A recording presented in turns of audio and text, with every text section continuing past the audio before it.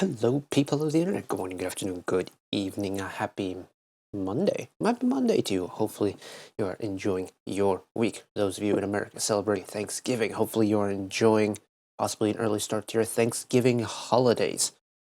We have new music, so let's get started. We have a debut on our hands today, which is very exciting indeed. This is Puzzle, brand new girl group on the scene with their title track, Savior. Now, I saw them on the calendar, I saw their debut, so we're gonna do the usual when it comes to the debutantes. We're gonna go on the Kprofiles, learn a little bit about the members, we're gonna listen to the title track, we're gonna talk about it, and then the usual 9 yards from there. So, those of you who want to skip ahead to the MV portion, timeline below is gonna be chapter based of whatever we're doing, so you can go ahead and click ahead to the Watchthrough section, should you choose to do so. If you're in for the long haul like me, welcome aboard. Let's get started. DJ!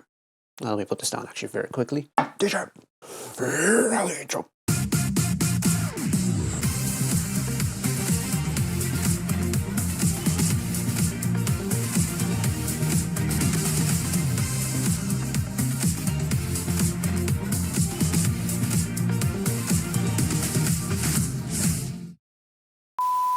For some reason, it feels like it's been a little while. I guess it has, because I technically recorded OST Saturday on Friday, and I did the Hyping album, which also dropped on Friday, or on Saturday, on Friday, so it has been a couple of days, but hey-ho. Shouldn't be anything too new. Let me take a sip of water very quickly. Alright. Puzzle. South Korean, multinational project girl group. Hell yeah, okay. Made up of different members from different K-pop and J-pop groups, make their Korean debut. So does that mean they're planning on going Japan side with this then? I guess it makes sense considering they're Japanese and Korean. So, member number 1, Sulhee, which is 98 from Hey Girls.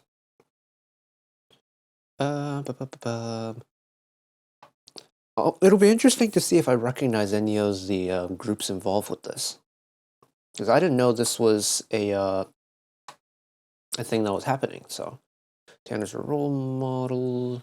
Wrote One Shoe Song of Siren. Also see that in charge of the lyrics, and we do love a little bit of an in-group lyricist. Cherin, 2603. Also part of Hey Girls One Shoe.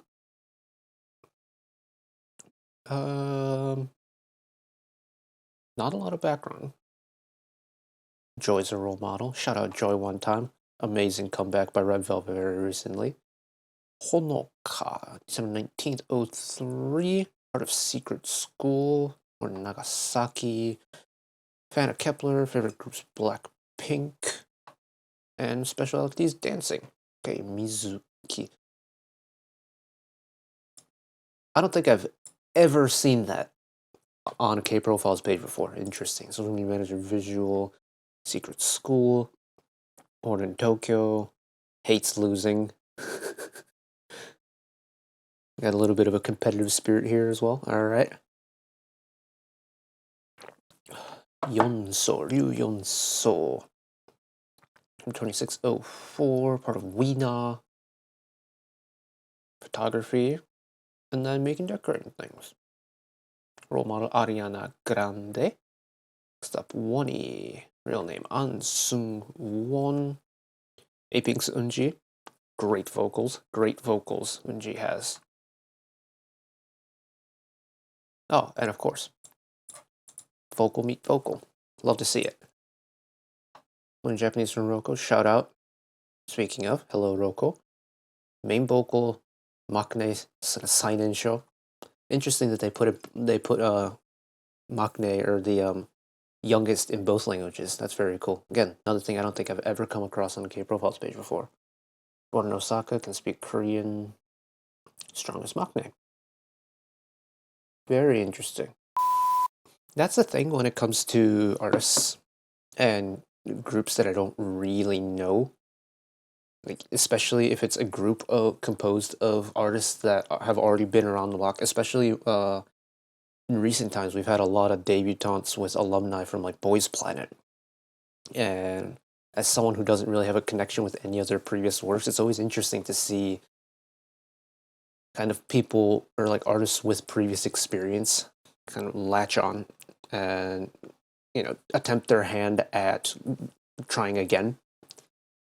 Because I think kind of like a comeback story like that is always very heartwarming. It's very cool to see. So congratulations everybody on the debut. I don't know if this is going to be permanent because project groups, the definition for project group can be pretty loose depending on the company. So we'll see. But congratulations on the debut. Let's check out the MV. Here we go.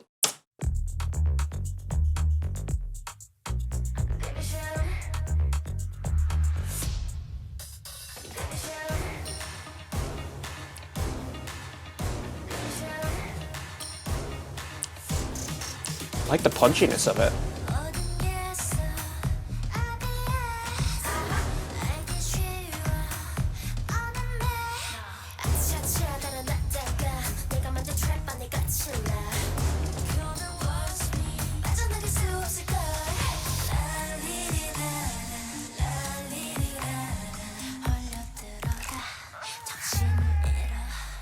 Whoa, get really breathy with it in the pre-chorus.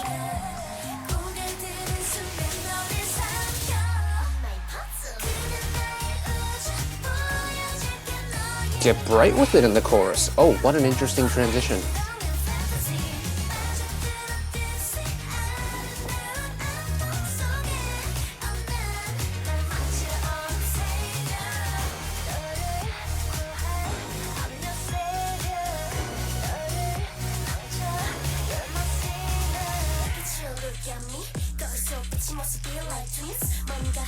Holy switch up, hold on.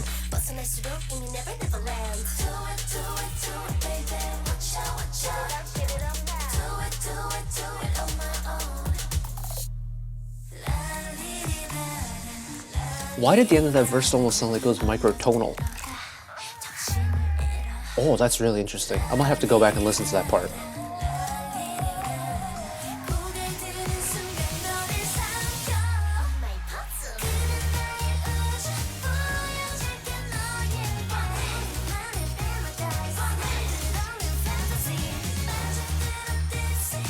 I can't deny the fact that it's kind of a bop. It's a little bit quirky, it's a little bit weird. I think that's the charm of it, is that it is a little bit weird.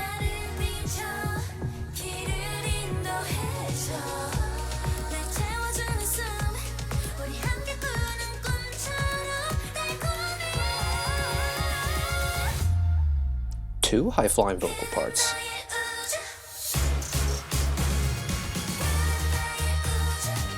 Punchy re-entry final chorus.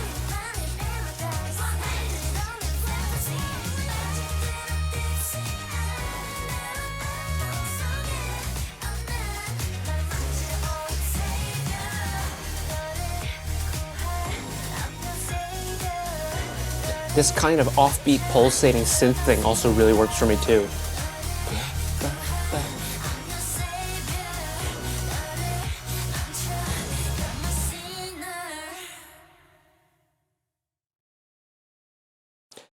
I think the most interesting thing about this whole organization is you can kind of tell the different directions that the vocal colors of the members are going in.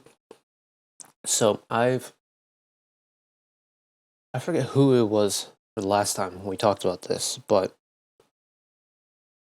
you sometimes come across cases especially in the K-pop realm, where female vocalists from Japan have a distinct kind of squeak to their voice, and this isn't meant to be like a negative thing. It's just there's really no other way to explain it. And if you listen through K-pop girl groups that have had female Japanese vocalists in it, you'll kind of get what I'm talking about. Tsuki from Billy has a little bit of it. Hina from Lightsome, not so much. The Triple S members, not so much.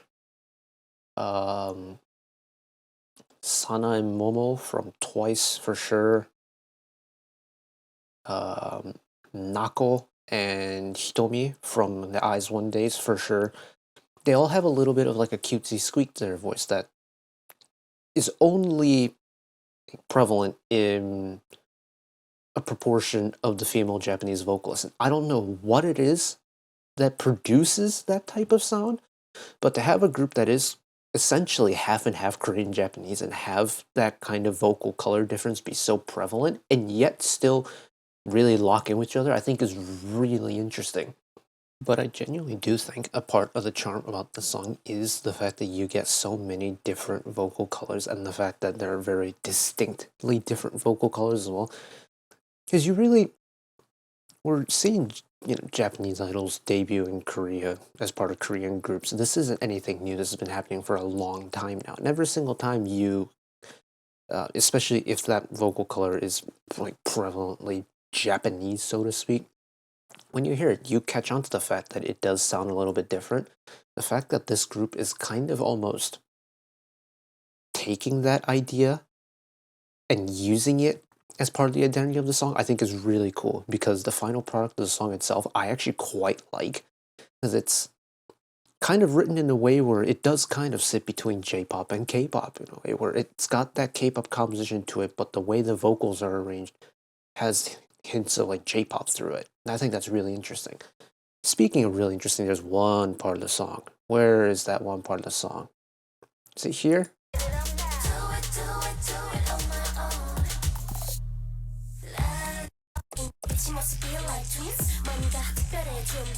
It's here.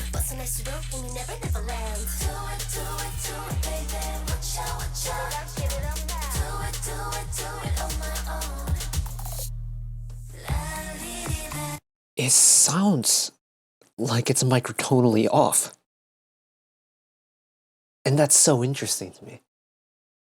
I don't think I've ever come across a K-pop song where it sounds like there's a section of the song that is so purposely written microtonally in a different key. I think that's... I'm gonna have to actually, I have a piano here. I don't think it's plugged in, so I'm gonna try and figure it out. Plug it in, see if I can really tell if it is microtonally different. Because if it is, that's very cool. It kind of reminds me of Amers' debut, Fight Inside, from last year, where there's just one 2 or 4 measure section within the second verse where it just goes into a major key and it feels really bright, and then it goes back into the original key again. This section of Savior has exactly the same sensation to me. Oh. Ooh. Ooh. We have found a song that has challenged the brain a little bit. It's not that it's like a complicated song to understand, it's just there's certain little pieces here and there that's like, I've seen this happen before, I've heard this happen before, but there's so much of it going on. It's like, I've never seen this specific combination before, and that's very cool. I love it. I love it when I find new combinations and things like that. Because, you listen to enough music, you figured you probably covered most, if not all, the possible musical combinations out there, and then a song drops out of nowhere, when you're listening to it, and it just, something's a little bit different, but you can't really put your finger on what it is. Savior, for me, scratches that itch for me, and I think that's very cool. Very innovative debut, I would say. But that is it for me today. Thank you all for watching along with me. Hopefully you enjoyed it as much as I did. One last request from me today. Let us work together as a community to bring a little bit of extra happiness back into the world, whether it be checking with your friends and family, holding the door open for somebody, or even picking up a piece of trash off the street. Just one small act of kindness to be brighten up someone else's day to day.